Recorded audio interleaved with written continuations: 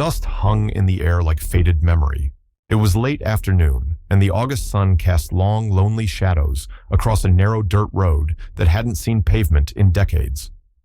Daniel Crawford was driving his old pickup back from the co-op, the engine humming like a tired sigh, when he spotted something unusual on the horizon. A silver SUV, sleek, too clean for this kind of place, parked at a crooked angle under the lone cottonwood tree at the bend. The driver's door was open, and there she was, a young woman in city clothes, standing with her hands on her hips, staring at her dead engine like it had betrayed her. He almost drove past. He had irrigation lines to fix, 3 overdue bills in his glove compartment, and no energy left for strangers. But something made him stop. Maybe it was the way she looked at the car, not annoyed but quietly defeated.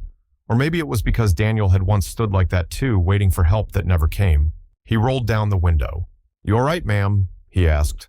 And just like that, the road turned. Daniel Crawford had lived on that stretch of land since before he could ride a bike. 3 generations of Crawfords had farmed those fields. They weren't famous, they weren't rich, but they'd been faithful. Faithful to the seasons, to the land, to the promise that hard work would always mean something.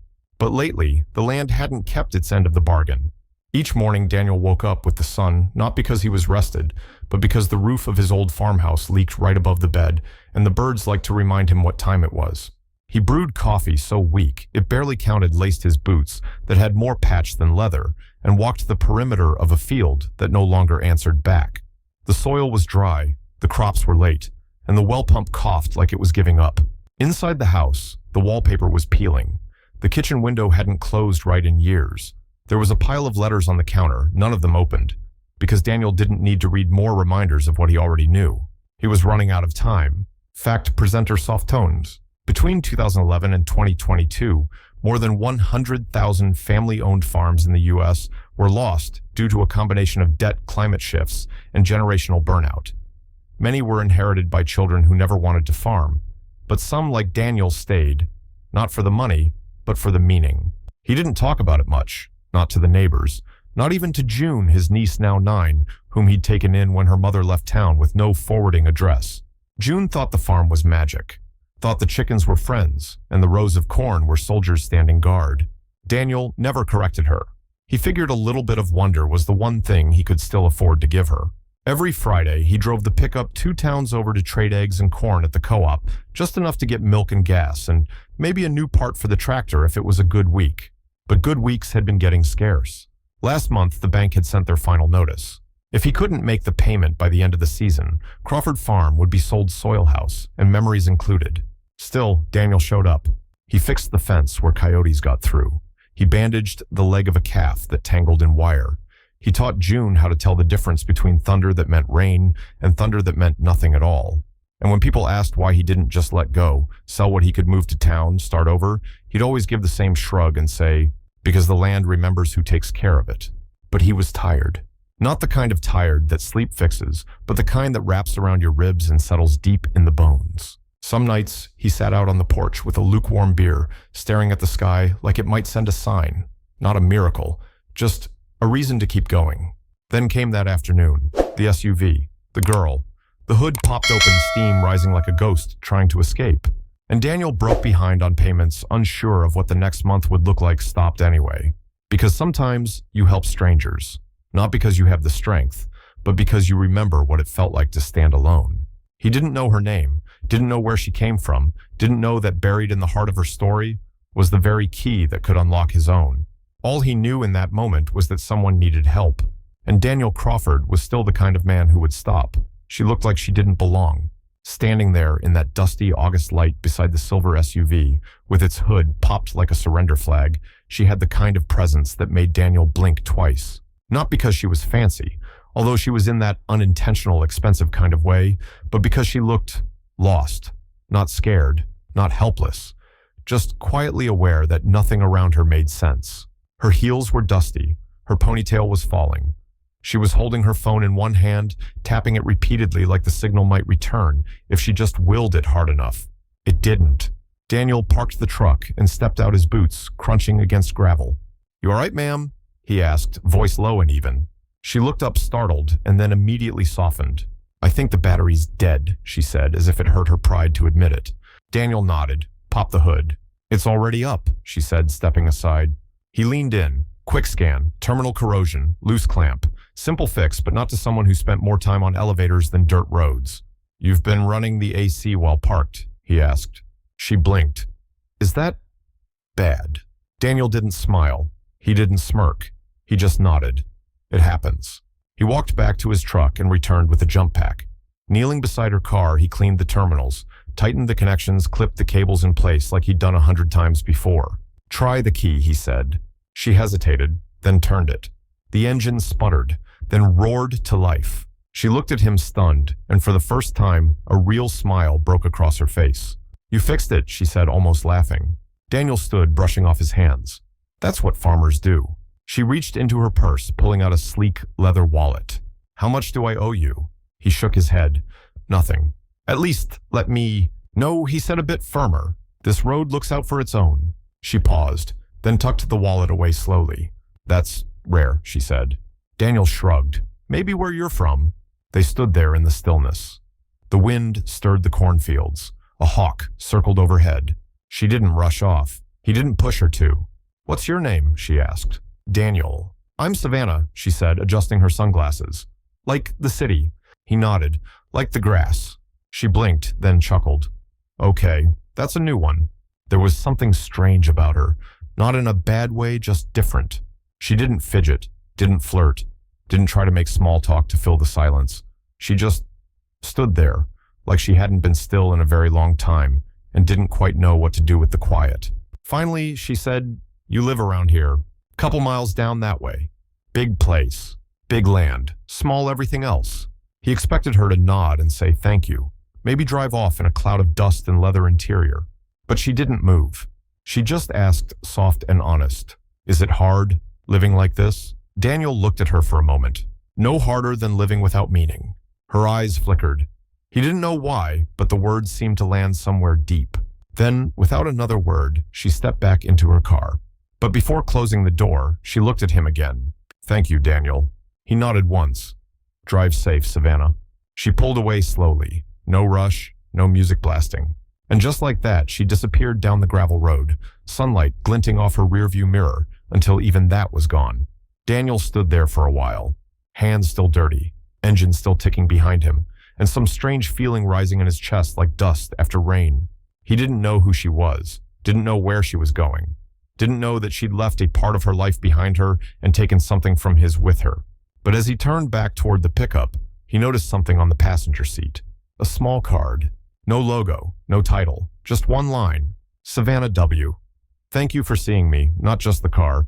He held it in his hand for a long time, not because of what it meant, but because of what it might lead to. The gravel settled behind her tires, and just like that, she was gone. No trail, no trace, no reason for Daniel to think she'd ever been there, aside from the faint marks her heels had left in the dirt, and the card still warm in his palm. He turned it over again. Just a name, Savannah W. No number, no title, no company. Just black ink on cream cardstock. Simple, clean, quiet. Kind of like her. Back at the house, June was reading on the porch when he returned. She glanced up from her book. Why you look like you saw a ghost? Daniel grinned, slipping the card into his wallet. Just a stranger on the road. June leaned back in the rocking chair, already losing interest. Was she weird? He thought for a second. No, just different. That night, he made supper eggs and beans, same as most nights, and June chattered about a bird that had built a nest in the barn rafters. Daniel nodded, answered where needed, but his mind was elsewhere. On a woman in heels standing on a dirt road who didn't laugh at his worn-out truck or shrink from his oil-stained hands. And how strange it felt to be seen. The next morning, he looked for tire tracks. None. She hadn't turned back, hadn't sent a message, hadn't followed up. Which was fair. He didn't give her a reason to. But still, something in his chest felt vaguely unfinished. Fact, presenter, quiet insight. According to behavioral studies, brief but emotionally resonant encounters with strangers can impact mood perception of purpose and even memory consolidation. In short, sometimes the people we remember most are the ones we barely knew. 3 days passed, then a week, then 2. The crops didn't notice, the sky didn't care, but Daniel did. Not in a romantic way, though. She was beautiful. Not in a desperate way. He'd known loneliness too long to mistake passing kindness for promises. It was something else. A question left unanswered. A thread left untied. One afternoon, he drove by the same bend in the road, hoping, though he wouldn't admit it, that maybe she'd be there again, stuck, lost, smiling that half smile like she wasn't quite sure how to thank him. But the road was empty. Just dust and wind and an old soda can rattling across the ditch. A few nights later, Daniel sat on the porch with his boots off, rubbing his ankle, where the old injury always ached in the fall. June curled up beside him barefoot and wrapped in a quilt. "Do you think people forget us out here?" she asked suddenly. Daniel blinked.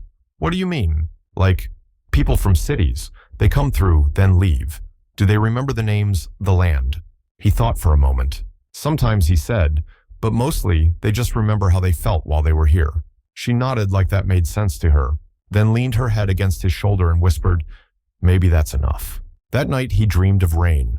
Not the storm kind, just a soft soaking kind that made everything smell new. In the dream, Savannah stood in his field with her arms wide, laughing in the downpour like she'd never seen it before. When he woke up, the pillow was damp, but it hadn't rained. He stopped checking the road after that. Let it go. Let her go. Life had a way of only circling back when you'd finally stopped expecting it. So he went back to tending the field, feeding the hens, fixing the gate for the 3rd time this month. And that was enough, mostly. Until one morning, almost 4 weeks to the day since he'd seen her, something stirred him out of his routine. A sound not native to this place. Not gravel, not tires, not thunder, but the distant chop of rotors. Daniel stepped out of the barn, shielding his eyes from the morning sun. And there, low on the horizon, a shape emerged. A helicopter, sleek, silver, marked with a logo he didn't recognize. It circled once, twice, then descended right at the edge of his north field. And before the dust even settled, the side door opened, and she stepped out. Not in heels this time, in boots. Hair tied back, no makeup, a clipboard in one hand, and that same calm, unreadable expression in her eyes. She walked toward him slowly, whined, tugging at her sleeves. Daniel didn't move, didn't smile, didn't say a word. He just watched her come closer until she stopped 3 feet away, looked him in the eyes and said, "I told you I'd be back." Daniel didn't speak right away. He just looked at her, this woman who had once stood helpless beside a broken car, now stepping out of a corporate helicopter, clipboard in hand, like she belonged to a world that had never once spoken his name. Savannah stood her ground. "I know this looks strange," she began. He raised an eyebrow. "You think?" She let out a slow breath, tucking a stray hair behind her ear. "I didn't lie to you, Daniel. I just didn't tell you everything." He crossed his arms. "So tell me now." She looked him dead in the eye. "My father used to own this land." Silence. Not the peaceful kind, but the heavy kind, like the air itself, didn't know how to carry that sentence. Daniel's jaw tightened. "My father," she continued, "was Mason Whitmore. He ran the USDA's Rural Development Division in the 90s. Before that, he grew up here not far. This land was part of the original Whitmore tract before it got divided and sold off." Daniel's voice came low, steady. "I bought this land from the county when no one else wanted it. I rebuilt the fences. I buried my father at the edge of that hill. I raised my niece here." "I know," Savannah said softly, "and I'm not here to take it back." He didn't answer, just kept looking at her, not angry, not even hurt, just guarded. "Then what are you here for?" She opened the clipboard, pulling out a folder. "I'm the director of a land regeneration fund. We partner with generational farms and invest in soil restoration, water efficiency, and farm-to-market pipelines." He gave her a skeptical look. She shrugged. "Basically, we help people like you. Keep going." Daniel laughed once, dry and tired. "People like me." She didn't flinch. "Yes, the kind who still show up, even when no one's watching, even when it's not profitable." He looked away, jaw set. "You think writing me a check is going to fix this place?" "No," she said gently. "I think you will, with a little help." Fact presenter in between. In 2023, over 60% of small-scale farmers in America reported being one bad season away from losing their operations. Despite this, nearly 80% said they had never applied for private assistance, citing pride, distrust, or lack of awareness. Later that night, Daniel sat at the kitchen table folder, unopened cup of black coffee untouched. The farm was quiet, too quiet. Out the window, the barn leaned a little further than it had last year. The windmill hadn't spun in weeks. And somewhere on the counter, the final letter from the bank waited. He didn't need to read it. He knew what it said. He finally opened Savannah's folder. Inside were blueprints, photos, testimonials from farmers who'd kept their land because someone believed they could. But the last page stopped him cold.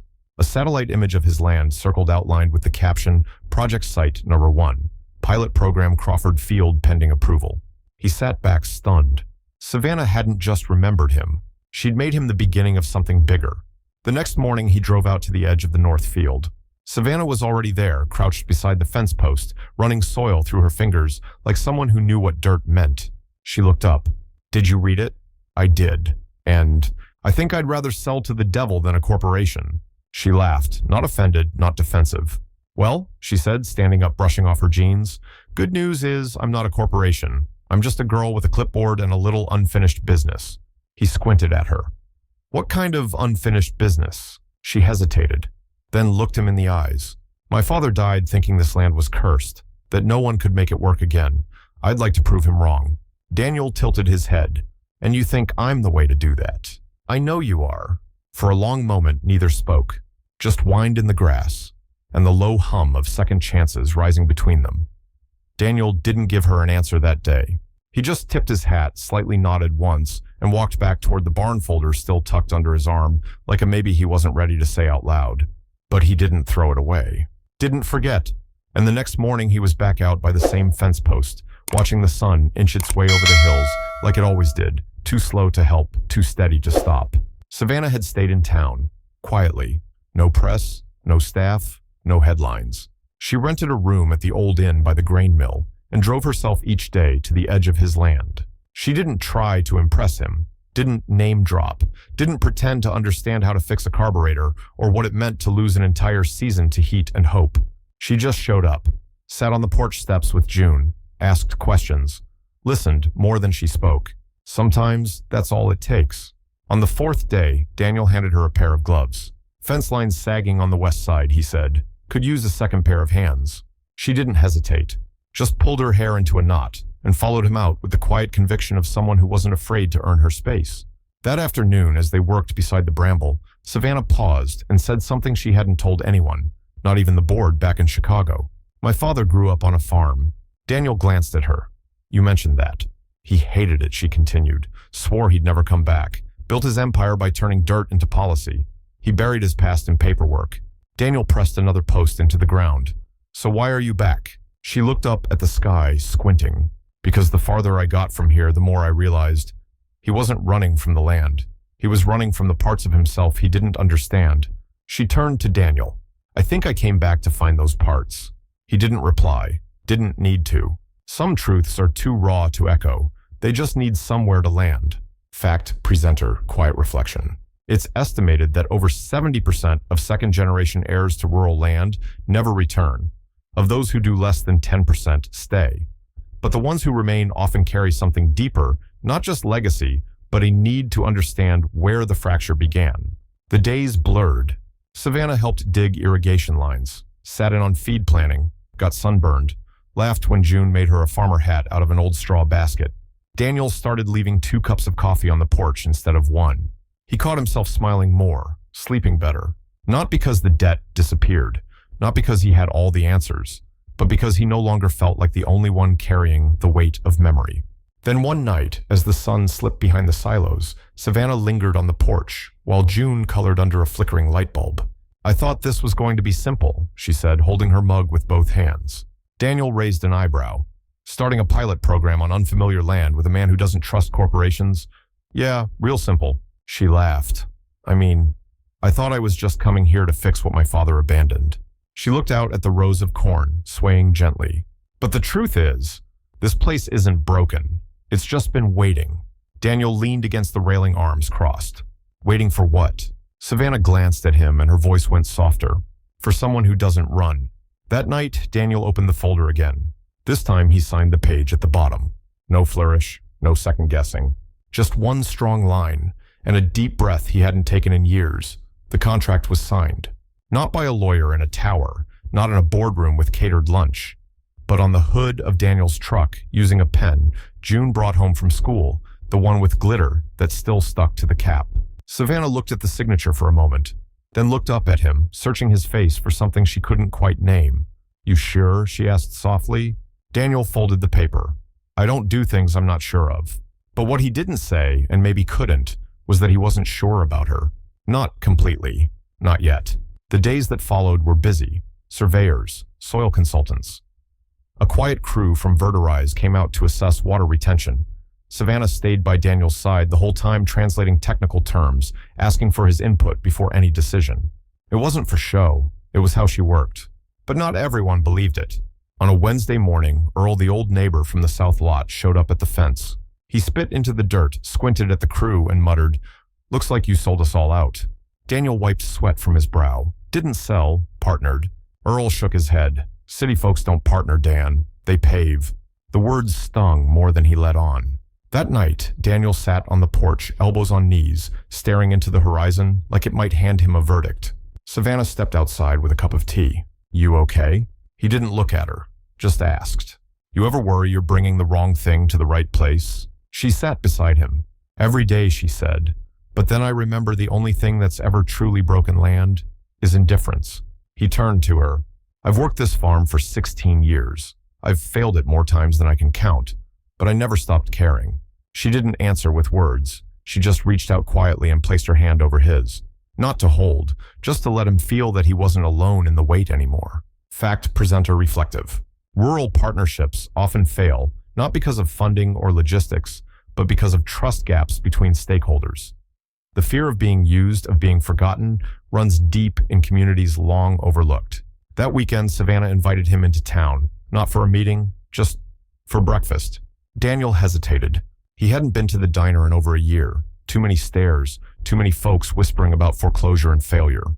But he went anyway, and when they walked in side by side, the room didn't fall silent.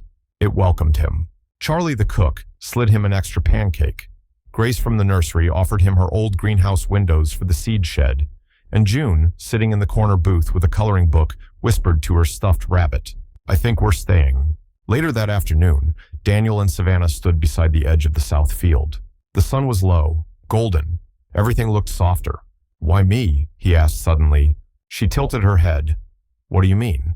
"Out of all the places, all the farms, all the people you could have worked with." She thought for a moment, then smiled, not out of politeness, but truth. "Because you stopped on the side of a road, when you didn't have to. And when someone sees you as human before they ask your name, you remember that." Daniel looked at her, then down at the ground between them. "Still doesn't mean I know what to do with any of this." She nodded. "That's okay. We'll figure it out." That night, as they locked up the barn, Daniel found an old tin box behind the seed bags. Inside was a photograph, faded, curled at the edges. His father, standing in that very same field, arms crossed, son behind him, not smiling, but proud. Daniel held it for a long time, then quietly handed it to Savannah. He'd have fought this whole thing, Daniel said. She studied the photo. Then he'd have fit right in. He laughed, a small surprised sound. Maybe for the first time, the idea of rebuilding didn't feel like betrayal. It felt like continuing.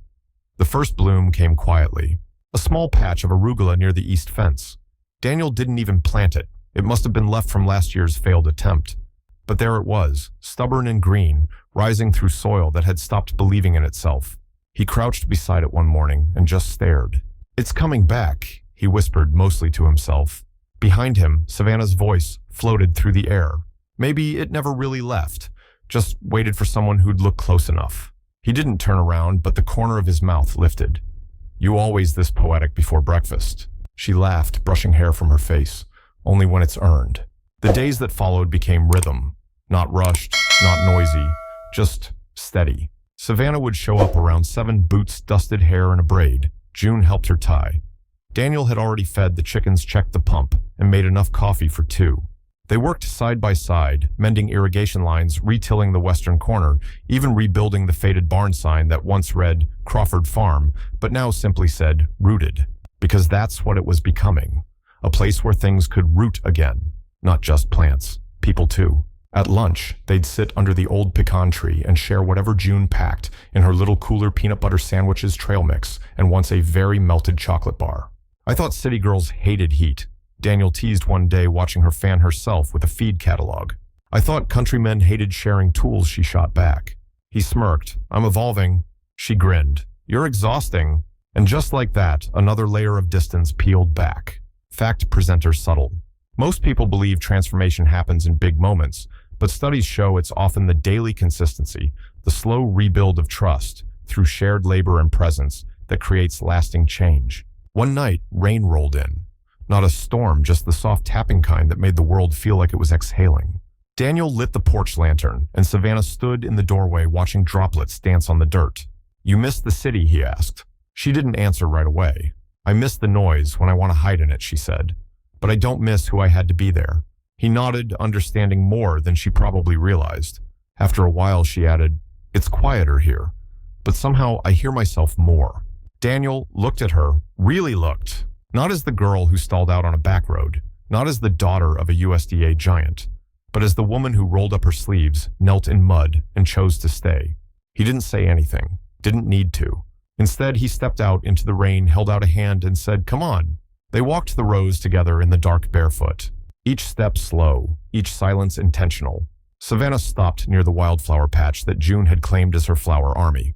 She bent down and traced a petal with her fingertip.